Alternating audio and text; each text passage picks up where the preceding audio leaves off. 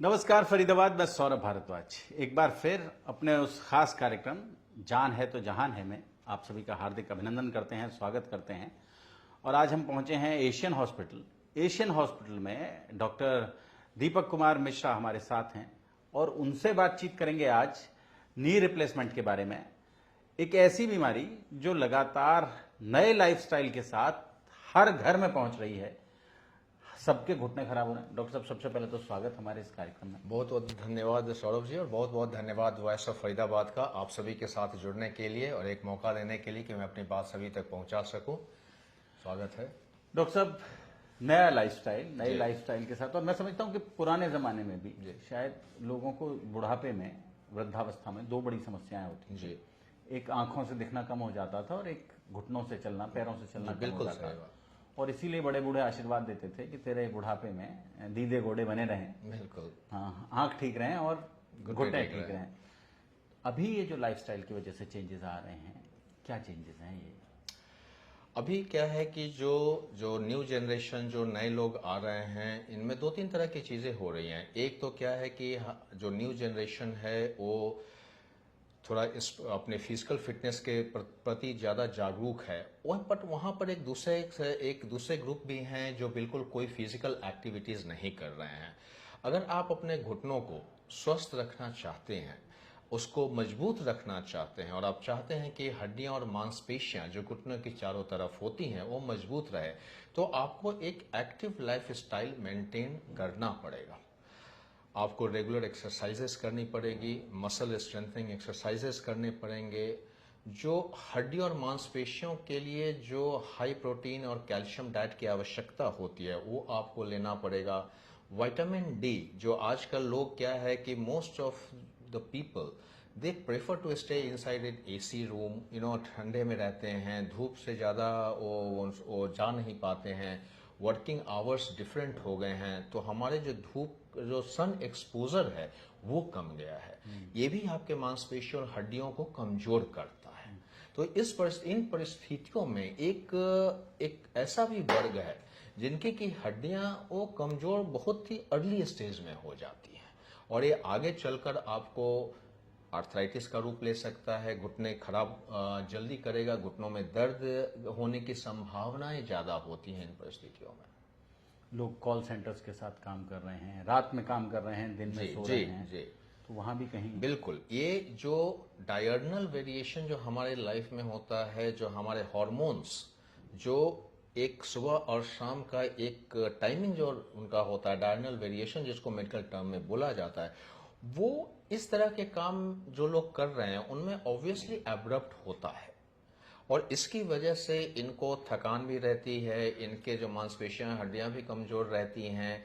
इन लोगों को और चाहिए कि थोड़ा ज़्यादा एक्सरसाइज करें, अपनी देखभाल करें, बिकॉज काम है, काम तो करना पड़ेगा, काम को तो आप छोड़ नहीं सकते, बट अपने ऊपर भी आपको घंटा 1.5 घंटा समय देना पड़ेगा, ताकि आपको आगे चलकर जब आप 45, 50, 55 के हैं तब आपको किसी प्रकार का कोई दिक्कत ना हो।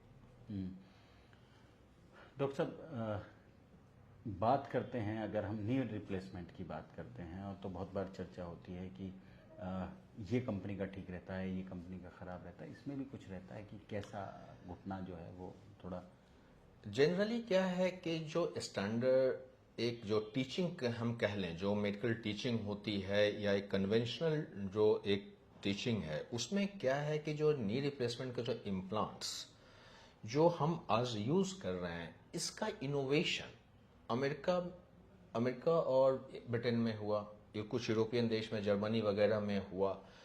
तो कहने का तात्पर्य यह है कि इनोवेशन वहां से हुआ। इन्होंने सबसे पहले उन्होंने इस चीज की डिजाइनिंग की, मेटलर्जी जिसको हम कहते हैं, जो आप ये मेटल देख रहे हैं ऊपर में और ये पॉलीथीन जिसको बोलते हैं, ये सब की जो इंजीनियरिंग जो है, ये सारे चीजों का रिसर्च उन्हीं देशों में हुआ है।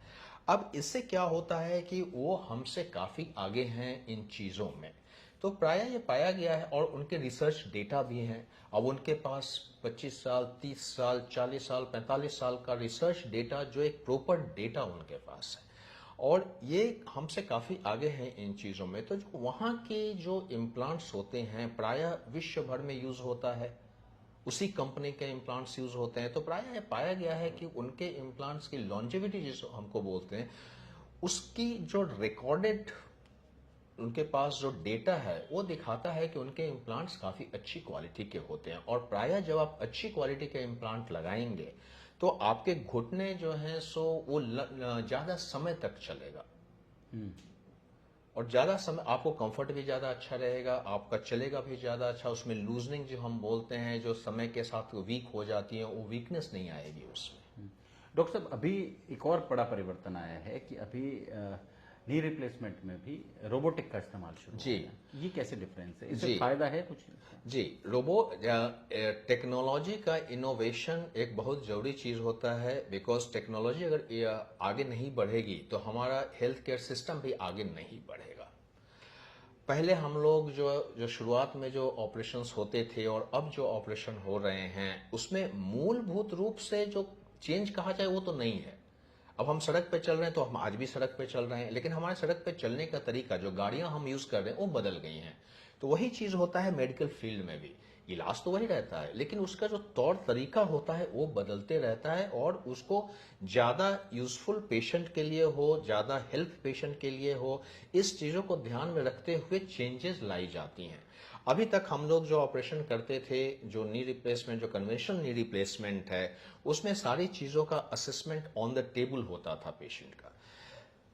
रोबोटिक सर्जरी में जो रोबोटिक आर्म असिस्टेड सर्जरी, इसका पूरा फुल फॉर्म होता है, इसमें हम असेसमेंट पेशेंट का पहले ही कर लेते हैं कि पेशेंट के घुटने का साइज क्या है, उसमें किस तरह का सामान लगेगा, उसमें हम कितना बोन की काट छाट करेंगे, बिकॉज बोन की सफाई भी अंदर में करनी पड़ती है इम्प्लांट को लगाने के लिए। तो ये सारे असेसमेंट पहले होते हैं। इसमें हम पहले पेशेंट का 3D CT स्कैन करते हैं, फिर उसको असेस करते हैं, फिर उसका मॉडल तैयार होता है, और उसके बाद फिर पेशेंट का सर्जरी OT में जाता है। तो ये सारी इंफॉर्मेशन आपको पहले से मिल जाता है। दूसरी चीज क्या होती है कि आजकल इन रोबोटिक जो मशीन्स हैं उसमें आपको आर्टिफिशियल इंटेलिजेंस भी इनकॉर्पोरेटेड हो गया है।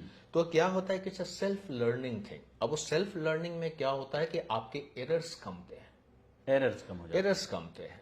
और एरर जो है सो एक शरीर में अगर हम माने तो मान लीजिए 0.5% ही कमा, तो शरीर के लिए एक बहुत बड़ी चीज होती है।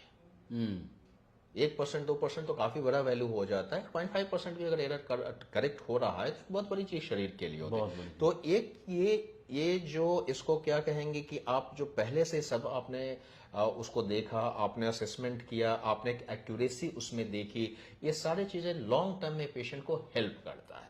लॉन्ग टर्म में। लॉन्ग टर्म में पेशेंट को हेल्प करता है। जो पेशेंट, तरह तरह से पेशेंट आते हैं, आमतौर पर जो बहुत ज़्यादा मोटे पेशेंट्स होते हैं, ओबेसिटी जिनमें ज़्यादा होती है, उनके घुटने भी थोड़ा जल्दी जी घिसने की जी आशंका रहती है। उनमें भी ये थोड़ा मददगार होता है जी, बिल्कुल रोबोटिक। बिल्कुल।